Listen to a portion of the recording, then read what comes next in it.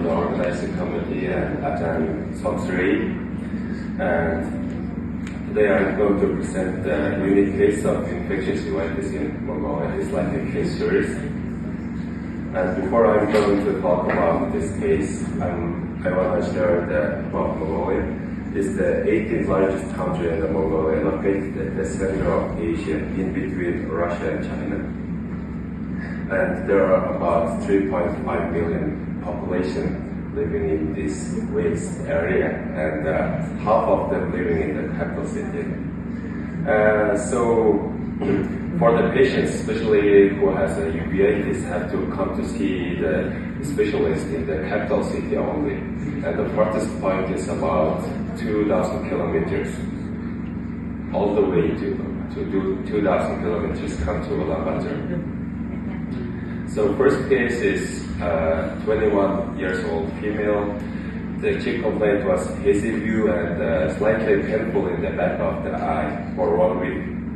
And that there are macular striae and also the choroidal granulation inferior to the optic disc and some infiltrative mass at the temporal to the macula.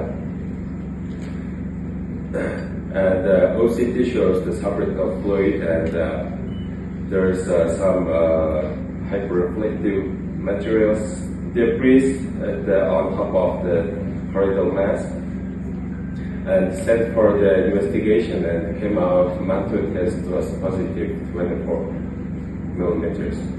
And I consulted the ID specialist and started the anti-TB treatment along with the oral prednisolone. So this is the OCT scan from the first visit. And after 2 weeks of initiating the treatment, the subretinal fluid has almost gone. And this is for 6 weeks. There is no subretinal fluid and no choroidal and some attenuation of the RPE and the ellipsoid zone. And luckily she got back the vision of 6.6. This is the case 2, 8 years old girl. Chief complaint from the parents was that her left eye become red and painful about 1.5 years ago. She has no underlying disease and no history of TB.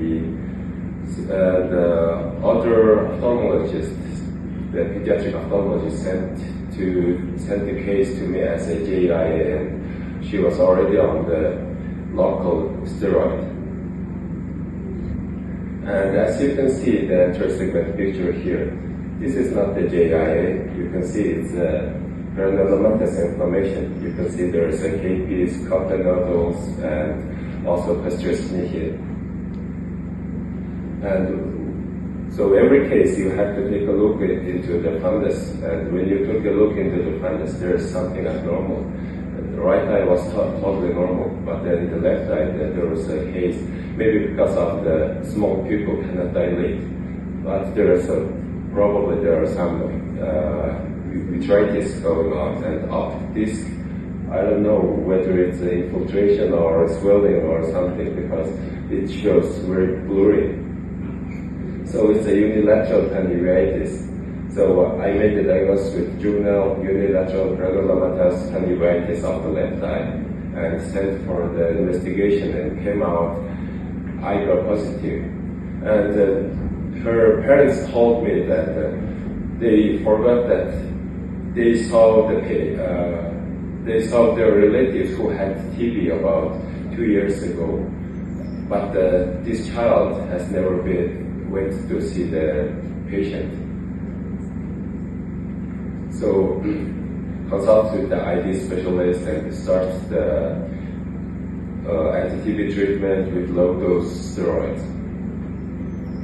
This is the fundus picture from the first visit, and this is from the 2 weeks later after initiating the treatment. You can see clearly that the haze grade was decreased, and optic disc, you can see there is optic disc which is almost normal. And 1 month later, uveitis decreased and the haze became grade 1. And 2 months later, haze became half and no uveitis and no active inflammation. Unfortunately, this kid had an amblyopia, because of the prolonged inflammation. So I continued, I have treated Abilify. And this is a case 3, 20 years old healthy man, painless visual loss in the left eye for 1 week, and no underlying disease, no trauma surgery medication, no IV drug use, no history of TB contact, and referred to me as a VRVO and want to get an anti-VEGF injection from the ophthalmologist. You can see on this picture here, it's not a VRVO. There's something abnormal happening here. This is a neuroretinitis with the occlusive vasculitis. So you can see there's optic disc swelling and infiltration, and also with the hemorrhage and ischemic retina at the superior half of the macula. So I made an impression with neuroretinitis and the secondary branch retinal artery occlusion. So this made me to think of what should I go for next, and I have made a list, the most probable lists, USM, or is it either antiphospholipid syndrome or ocular tuberculosis, list, the neurosyphilis. But suddenly the investigation showed up that the RPR and TPH was positive, and the patient told me he had an unsafe sexual intercourse with 1 year ago, and he had something abnormal happened with him, and took a medicine from the advice of his friends. So I'm treated not properly. So for the neurosyphilis, actually the aqueous penicillin should be administered IV for 2 weeks, right? But in Mongolia, they didn't have the aqueous penicillin, so IT specialist gave the penicillin intramuscular for 2 weeks. And this is the first, and this is the after 3 doses. You can see the infiltrations decreased, that after 2 weeks after treatment finished, everything become almost normal except the macula. Macula become atrophic super half, and the vision he had was the half of the vision with altitudinal visual field defect. So I have conducted a small case series studies from 2018 to 2020 before COVID, included the 89 patients. So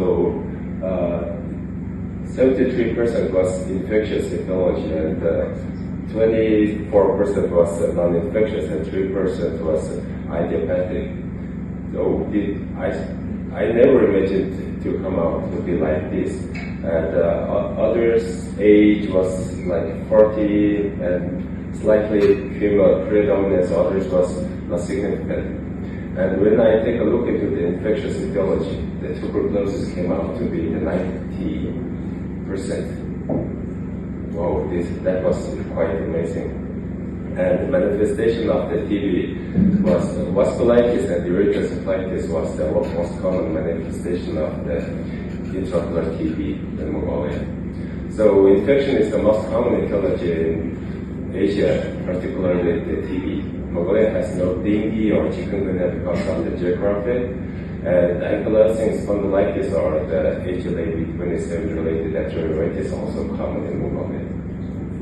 So here we need IT specialists and ophthalmologists to collaborate more, and ophthalmology training, especially Uveitis training, is crucial. So sympathetic ophthalmia is quite common because the patients have to come a long way to seek the medical care, come to the Ulaanbaatar city. So thank you again, and this is the picture from 2018, last time in Ulaanbaatar, and this is the picture from 2 days ago. I went to the Everest View Hotel with my senior, and thank you again. Let's build a healthy future together.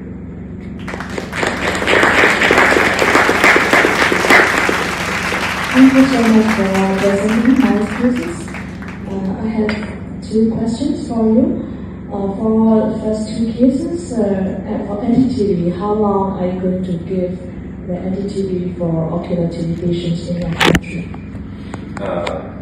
In my country, it's like 6 months in the beginning, and then if the treatment is patient response not well, so I'm going to prolong it up to 2 years. I had one patient who received treatment for 2 years, but usually it's like 6 to 9 months. Okay, so in 2 years, which kind of presentations can you get features in such case? As a 2 years case, vasculitis or? This is 2 years case. Mm-hmm. Do you give the 2 years for the resistant cases? Yes. Is it E-slice vasculitis or any particular case for these patients? Sorry, what? You said there's some cases you need to extend for 2 years anti-TB. Yes. In such cases, what they are clinical features? I mean the clinical features, clinical signs. Yesterday, I found that the clinical features of the prolonged TB patients with prolonged TB treatment was more like the ocular sarcoidosis. I don't know why.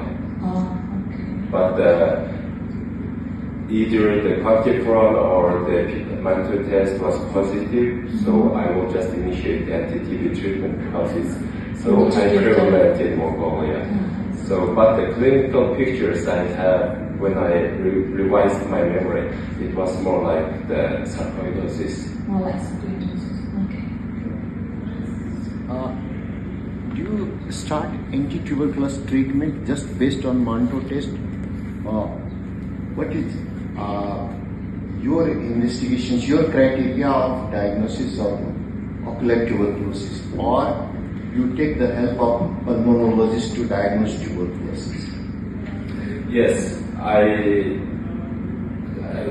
for ocular uveitis, granulomatous uveitis patients, I think the only mantle test is enough. But of course, I seek help from pulmonologists and ID specialists, and most of the time they didn't find any active chest infection, lung TB or extrapulmonary TB in Mongolia. That's fine. When you have granulomatous uveitis, but we do know that significant number of cases of tuberculosis uveitis can present as non-granulomatous also. Yeah. So, in case of, have you been also considering the diagnosis of tuberculosis uveitis in non-granulomatous uveitis, and in those cases, what is your criteria to diagnose that it is tuberculosis? There is not such criteria for me because every time I see the patients with uveitis, either it's anterior, intermediate, or posterior, I try to rule out the TB and the syphilis in the first line. If the TB or the syphilis is negative, and then I go on next step. How do you rule out tuberculosis? It is not tuberculosis. What is your criteria of ruling out? The skin tests could help, and the quantiferon TB cold, and also the chest pulmonologist's idea examination through the high the HRCT, high resolution CT of the chest. Can I just ask, in WHO, looking at TB, the burden of TB in your country, are you under the highly endemic category, or you moderately endemic? Actually, we are in the moderately endemic. So that's interesting that you have so many cases of TB. Yeah. Yes. Final question. have one question, one suggestion. I found that you've done ICRA in one case. Do you do Manto test first, or you directly go to ICRA? That kid was in Mongolia. The only adults could have the master test, but for the juniors, they could not get the master test. So I was like helpless. Otherwise, there were private laboratory which are doing the quantiferon-typical test. So I sent that kid to that laboratory to get the tests done. Okay. And one suggestion is you had OCT on the first case where you showed subretinal fluid decreasing, but then there's another finding which could have helped you in seeing the improvement of your with your treatment. That is the elevation of the retina due to the choroidal inflammation. If you can put that picture, and gradually it decreased with treatment. So that one also is helpful for you to know the improvement. Since it is not the ETI. It's not the ETI, but still you can see the retina being pushed up by the choroidal inflammation. So you can follow that up as well. And you can do the OCT across the lesion so that you know how much the choroid is, choroid is pushing the retina up. Yeah, I agree. But this OCT picture is just to show how much dramatically improved. But if I want to share just only one case, maybe I will go in detail with everything. Yeah, thank you very much. I think we have to press on. Thank you for the interesting discussion. And our next talk. Again, and thank you for everyone for being here.